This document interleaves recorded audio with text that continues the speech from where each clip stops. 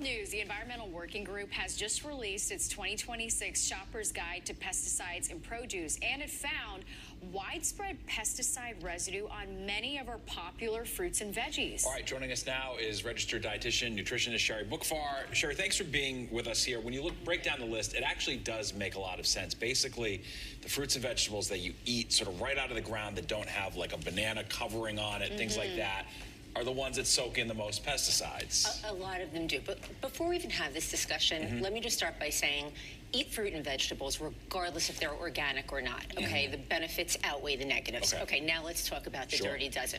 So the Environmental Working Group every year comes out with their Dirty Dozen and actually also a Clean 15 list. And the Dirty Dozen list, the top ones that have the most pesticide residue.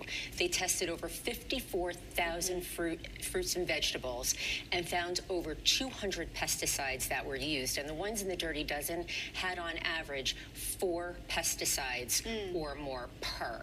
So that's something to take it to consider when you're looking at choosing fruit and vegetables. And they also, those pesticides, they looked at ones with forever chemicals, the PFAS. So they're looking at that now too. So you've got the list in front of you. So what are some of the fruits and veggies on the Dirty Dozen? So here's where I guide my clients, my friends, my family. If you look at the Dirty Dozen, for example, if your family or you consume, let's say spinach and kale are at the top of the list, then those would be the ones you'd want to buy organic. Maybe that's where you spend your extra money. Or strawberries and grapes, if your kids eat a lot of strawberries and grapes, well, invest in that. Then maybe a banana, which is on the Clean 15 list. So that's how you can prioritize.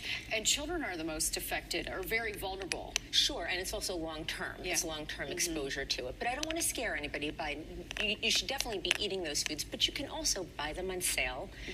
Also buy frozen. When you're buying frozen, sometimes they're less expensive. They're also, you're locking in the nutrition. So by the way, the Dirty Dozen doesn't mean that they're not as nutritious. We're just talking about pesticides.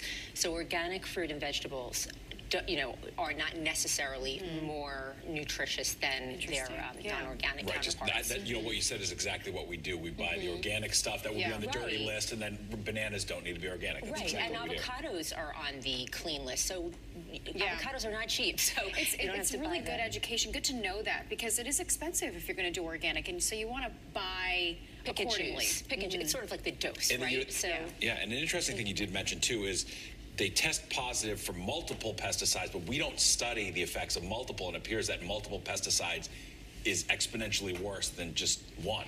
And it depends. We're learning more and more, right? We don't necessarily know today what's going to be in 10, 20, 30 years down the road with these different pesticides. But shop from the Clean 15. That's good to know too. And also this year, they put out a middle list. Ones that weren't quite the Dirty Dozen, but they weren't Clean 15 either. So anybody can go online. They released this list this morning. So if you go online and look it up under the Environmental Working Group, that's where all the lists are. And it's great to take a look at, and then you can make your decisions from there. Nice. All right, Sherry Bookfar, we appreciate it. Good seeing you in person. All right.